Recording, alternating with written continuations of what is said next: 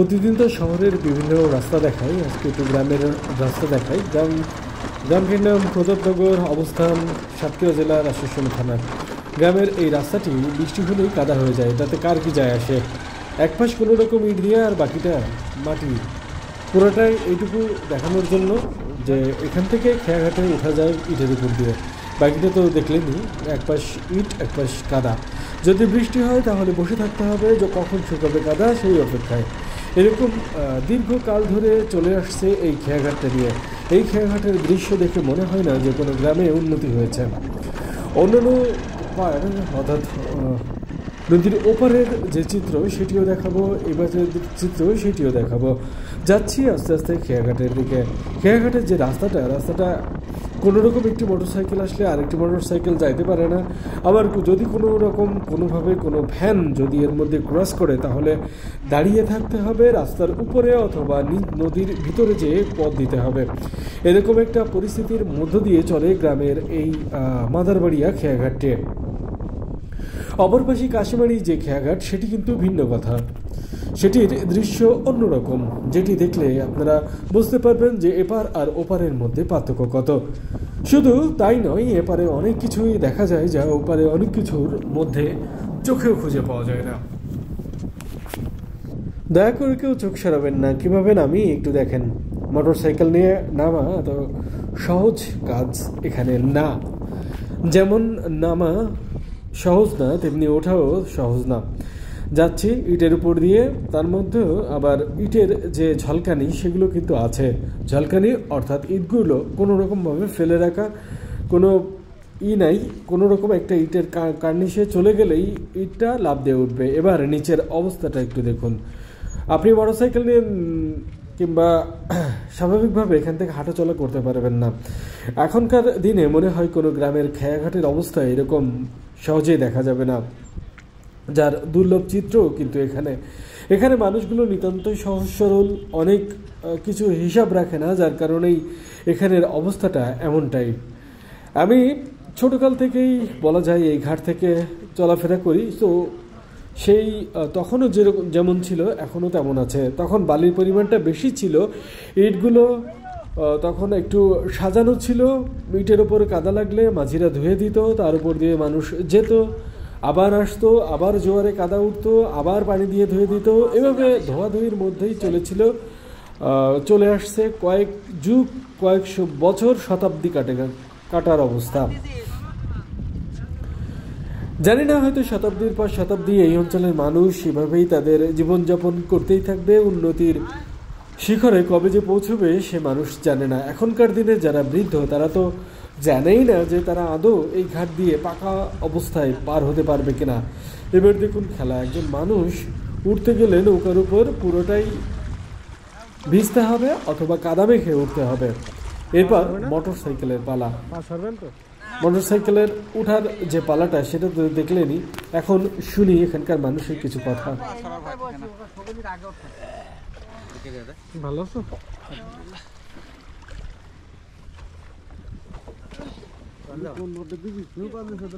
আমি মাছ রেখেছি রাতে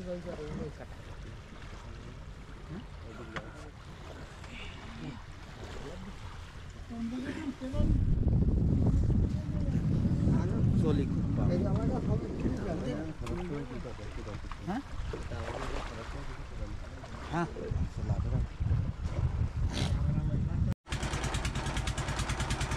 চালু হয়েছে খেয়া, পার হব, ওপারে যাবে সবাই কর্মব্যস্ত। কেউ মাছ নিয়ে যাচ্ছে, কেউ হাঁড়ি কড়া কিনতে যাচ্ছে, কেউ ইট, কেউ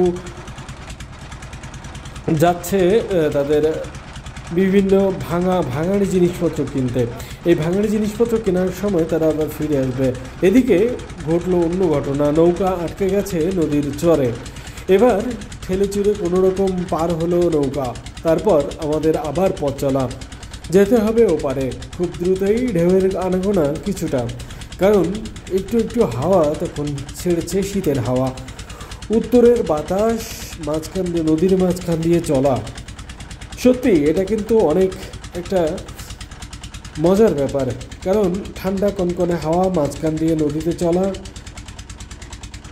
সত্যি গ্রামের এই দৃশ্য অপরূপ, সাথে সূর্যের লুকোচুরি খেলা, সূর্যের সংঘর্ষ কুয়াশার সাথে, এগুলো সত্যি অনেক আনন্দ দেয়। দৃশ্যগুলো অতি মনোরম, কিন্তু দৃশ্যগুলো যতটা মনোরম তার থেকে কষ্ট দেয় এই মানুষগুলোর প্রতিদিনের যাতায়াতে। আমরা তো মাসে, বছরে অথবা 6 মাসে একবার এখান থেকে পার হই, আর এই মানুষগুলো কষ্ট করে প্রতিদিনই পার হয়। অভিযোগ নেই কোনো কিছুতেই তাদের অভিযোগ নেই, কারণ জানে যে অভিযোগ করবে কার কাছে, করলে সমাধান তো নেই। তাই তারা তাদের সব কিছু মেনে নিয়ে চলে যায় ওপারে। ওপারের ঘাটটা কিন্তু অনেক সুন্দর, ক্যামেরায় দেখতে পাচ্ছেন যেটি, এটি হচ্ছে ওপারের ঘাট। ওপারের ঘাটটি যথেষ্ট পাকা করা, কিন্তু শীতকালীন সময়ে ভাটের পরিমাণ এমন থাকে, অর্থাৎ নদীর ভাটাতে পানির পরিমাণ এতই কমে যায় যে এখানে যে বাঁশের অংশটুকু আছে সেটুকু বেরিয়ে আসে। ইচ্ছা করলে এবারের অংশটুকু আর একটু বাড়তে পারে, কিন্তু সেদিকে কারোর প্রয়াস নেই। মানুষ কষ্ট করবে তাতে কার কে, চেয়ারম্যান, মেম্বার এরা ভালো থাকলেই তো ভালো। মানুষের নিয়ে কজনের চিন্তা। এই যে দেখুন এখনকার দেশ চলছে, বিএনপি কি চাচ্ছে, জামাত কি চাচ্ছে, এগুলো গুরুত্ব দেওয়া হচ্ছে, অথচ সাধারণ মানুষ কি চাচ্ছে এটা কারোর মাথায় নাই। সাধারণ মানুষ অধিকাংশ চায় এই পুরনো দলগুলোকে বাদ দিয়ে নতুনভাবে বাংলাদেশ গড়ে তুলতে, কিন্তু তাই বলে আবার ছাত্রদের হাতে নয়। এখন বাংলাদেশ যাবে কোথায়? ঠিক এই গ্রামটার অবস্থাও ঠিক একই। দুপারের মানুষের প্রতিদিনের যে দুর্ভোগ, এই যে বাস, এই বাসটা কিন্তু অনেক পিচ্ছিল, যার উপর দিয়ে চলা অনেক কঠিন কাজ। তাহলে একটিবার একটু ভাবুন যে এখান দিয়ে মোটরসাইকেল যখন পার করা হবে, আর এই মোটরসাইকেল যদি কোনো রকম ইঞ্জিন বন্ধ হয়ে যায় তাহলে তার অবস্থা কি হবে? দামি একটা জিনিস কোনো সময় হয়তো হাত থেকে ছেড়ে দিতে হবে, লোনা পানি ঢুকে মোটরসাইকেলটার অবস্থা 12 বেজে যাবে। এখন আসি এখানকার মানুষের প্রতিদিনের নিত্যদিনের যে কষ্ট দুর্ভোগ সেগুলোর দিকে। কষ্ট দুর্ভোগ এখানের মানুষের একটি নিত্য সমস্যা, যে সমস্যা থেকে বেরিয়ে আসা অনেক দুঃসাধ্য ব্যাপার। জানি না কবে এই সমস্যার সমাধান হবে। এখানের ঘাটটা কিন্তু খাড়াভাবে ওঠানো, তারপরেও মানুষ কষ্ট করে সিঁড়ি দিয়ে উঠে, কিছুই করার নেই যেন মানুষের।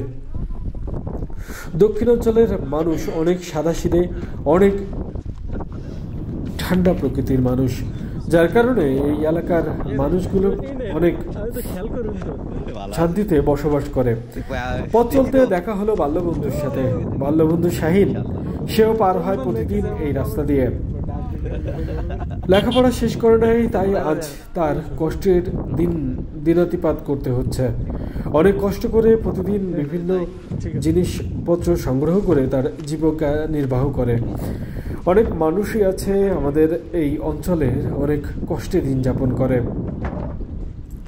সত্যি ভাবতে অবাক লাগে, পার্শ্ববর্তী যে অঞ্চল আছে সে অঞ্চলে এত এনজিওর কাজ থাকে যে ভাষায় প্রকাশ করা যায় না, একটার পর একটা কার্যক্রম চলতে থাকে, কিন্তু এই যে ইউনিয়ন, প্রতাপনগর ইউনিয়নে কোনো এনজিওর কাজই চলে না। কারণ কি? আজও পর্যন্ত এর অনুসন্ধানে কোনো কিছুই বেরিয়ে আসেনি। কারণ একই ইউনিয়ন, নদীর ওপারে আটলিয়া ইউনিয়ন, তারপর কাশিমারি ইউনিয়ন, এইসব অঞ্চলের কার্যক্রম আমি আপনাদের পরবর্তীতে ভিডিওতে দেখাবো। এখানে সাঁতার কার্যক্রমে বাচ্চাদের কীভাবে সাঁতার শেখানো হয় সব কিছুই তুলে ধরবো আপনাদের সামনে। তারপর আপনারা নিজেরাই বুঝবেন একই ইউনিয়নে হচ্ছে, আবার অন্য ইউনিয়নে কোনো এনজিওর কাজই নাই। কারণটা সত্যি অবাক হওয়ার মতো। নাকি শ্যামনগর উপজেলায় যে কাজ আসে সেগুলো গ্রামে গ্রামে বন্টন হয়, আশাশুনি উপজেলাতে যে কাজগুলো আসে সেগুলো গ্রামে গ্রামে বন্টন হয় না, অর্থাৎ ইউনিয়নে ইউনিয়নে বন্টন হয় না। তাহলে কি গন্ডগোল থানা পর্যায়ে নাকি জেলা পর্যায়ে? নাকি জেলা থেকে ভাগ হয়ে থানা পর্যায়ে ঠিকঠাক যাচ্ছে না, নাকি থানা থেকে ভাগ হয়ে ইউনিয়ন পর্যায়ে ঠিকঠাক যাচ্ছে না? আমি আসলে আজও অবাক হই এই কর্মকাণ্ডগুলো দেখে। দেখুন কিভাবে পার করতে হচ্ছে একটি মোটরসাইকেল। আজ এই পর্যন্তই।